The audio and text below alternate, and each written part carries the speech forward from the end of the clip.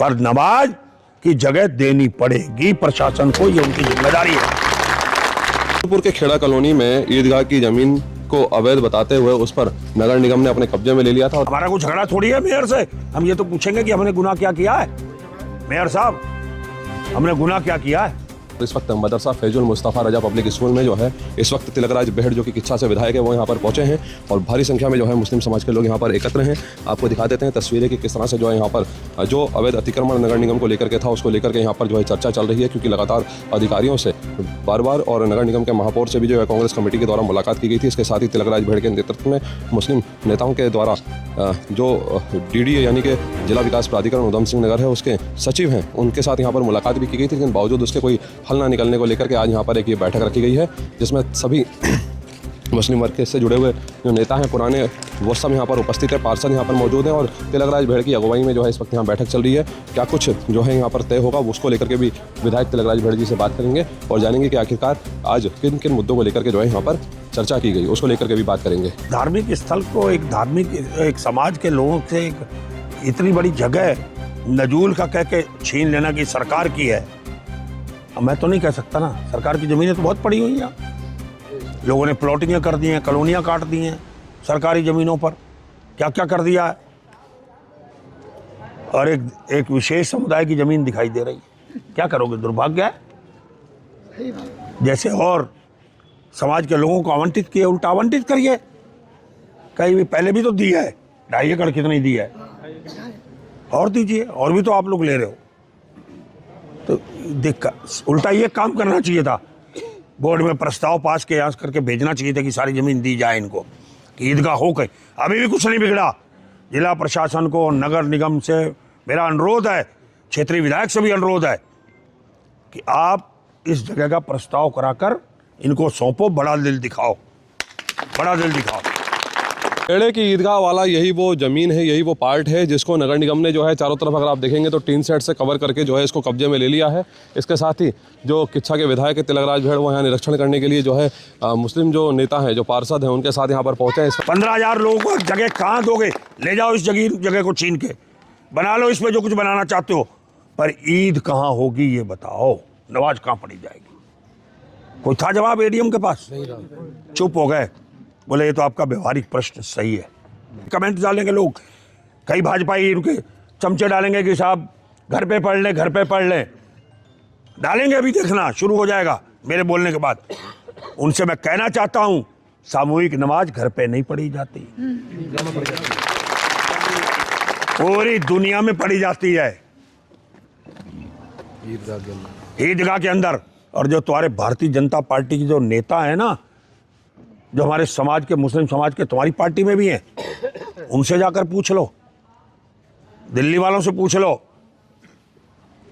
जितने बड़े नेता हैं, कुर्सियों पर हैं, मंत्री रहे, विधायक रहे, उनसे पूछो, अपनी पार्टी के नेताओं से, रुद्रपुर के पूछो, जिले के पूछो, जो हज कमेटी के अध्यक्ष हैं उनसे पूछो, जो वक्फ बोर्ड के अध्यक्ष हैं उनसे पूछो, देहरादून के, उत्तराखंड के, कि नमाज घर में पढ़ी जाती सामूहिक या ईदगाह पे पढ़ी जाती है।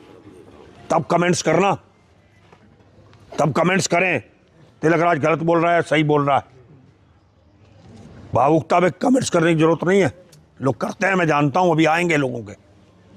पर नमाज की जगह देनी पड़ेगी प्रशासन को, ये उनकी जिम्मेदारी है, ये उनकी जिम्मेदारी है, किसी और की जिम्मेदारी नहीं है। मैंने ये भी कहा कि रुद्रपुर एक शांति प्रिय शहर है, एक घटना को छोड़कर, और एक पूरे खेड़ा के अंदर एक जगह समायोजित होता है, लोग कहीं तितर बितर नहीं होते, कोई शहर का माहौल खराब नहीं होता। ऐसा तो आपको कहीं आसपास के शहरों में नहीं मिलेगा।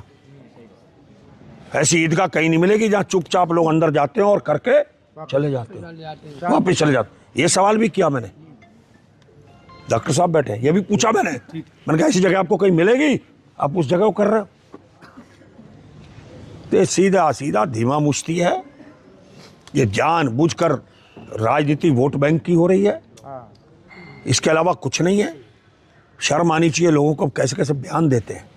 मैं तो बयान देख के हैरान हो रहा था कि वो होगा, चालीसा होगा, फलाना होगा, ढिमकाना होगा, और उन्हीं से हम फिर टेबल टॉक कर रहे हैं। एक दिन पहले गंदा बयान आ रहा है, फिर हम उन्हीं के पास जा रहे हैं। चलिए, तो क्या सोच के गए आप लोग, क्या उम्मीद है उससे?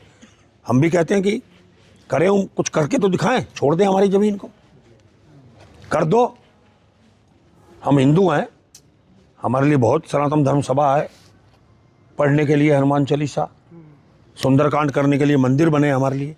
कौन सी बस्ती जहाँ पर मंदिर नहीं है? क्या खेड़ा में मंदिर नहीं है? करो ना, कोई रोक रहा है? करो सुंदरकांड वहाँ बैठ के, करो मंदिरों में, करो सब जगहों पर। तो आप किसी को जलील करने के लिए संदेशा दे रहे हो और फिर हंस हंस के खेल खेल रहे हो। क्या है ये? आज तक किसी जनप्रतिनिधि ने नहीं किया।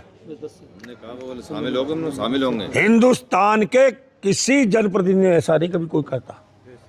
मैं कई बार पूछता हूँ भारतीय जनता पार्टी से जुड़े हुए लोगों से, भाई तुम इनको समझाते क्यों नहीं हो, या खाली बस अपना चौधराट के लिए पद लिए हुए हो? अपनी पार्टी में अपनी आवाज़ उठाते क्यों नहीं हो? कभी कोई मजाक टूट रही है, कभी कहीं कुछ हो रहा है, कभी कुछ हो रहा है, बोलते क्यों नहीं हो? चलो, तुम अधिकांशतः समाज के लोग कांग्रेस के साथ जुड़े हुए हैं, पर कुछ लोग भारतीय जनता पार्टी के साथ भी जुड़े हुए हैं। तो तुम लोग कम से कम मुंह तो खोलो मुख्यमंत्री के आगे, अपने सरकार के आगे, अपने विधायक के आगे, अपने पार्षद के आगे, अपने मंत्री के आगे, अपने मेयर के आगे। बोलो तो सही है क्या हो रहा है? बोलते ही नहीं है, कटाक्ष हम पर करते हैं। कि अपने पूर्वजों से सीखे सारे, चाहे कांग्रेस के हों, चाहे भाजपा के हों, चाहे और दलों के लोग हों, इन हमारे पूर्वजों ने इस शहर को एक रखने के लिए क्या क्या नहीं किया। चुंगी का आंदोलन हुआ था, सारी दुनिया एक हो गई थी।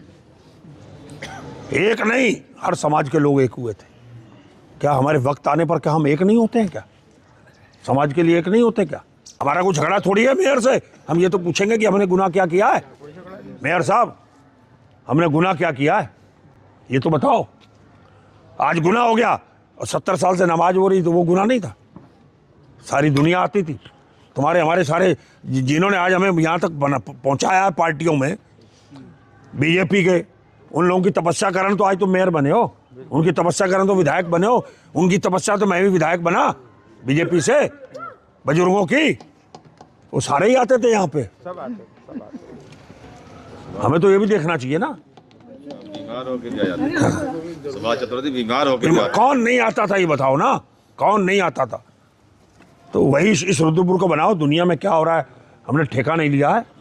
अपने शहर को एक मैसेज दो कि यहाँ पर हिंदू, मुस्लिम, सिख, ईसाई सब मिलकर रहते हैं, हमारे यहाँ कोई भेदभाव नहीं है। ये मैसेज दो। उल्टा फिरका परस्ती के मैसेज से नफरतें पैदा होती हैं और नफरतें कल को एक विस्फोट के रूप में काम करती हैं। ये नहीं होना चाहिए। हमें भाईचारे के रूप में रहना, मिलकर रहना है। इतना ही कहना चाहता हूँ मैं।